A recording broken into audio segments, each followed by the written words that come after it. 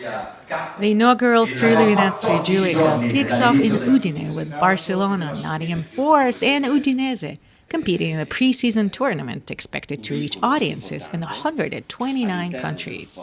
Questo è di un grande evento sportivo e anche questo, i numeri di un evento qui di fatto una start-up sono già straordinari, perché abbiamo lo stadio di fatto pieno, più di 23.000 biglietti venduti, con la presenza e la trasmissione dell'evento in 129 paesi al mondo.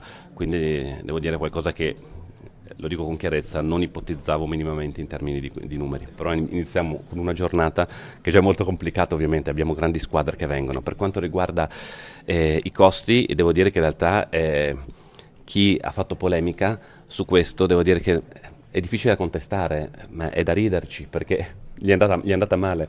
Uno degli eventi più riusciti in questa regione in tutti gli anni è quello che cercano di contestare. Oltretutto Regione avrà, o meglio Promoturismo tramite la Regione, avrà delle entrate dirette con la vendita dei biglietti, con lo standard overbooking, il merchandising, i diritti televisivi, le vendite ovviamente di alimenti all'interno dello stadio, ma oltretutto con una promozione di 2 ore consecutive in 129 paesi al mondo.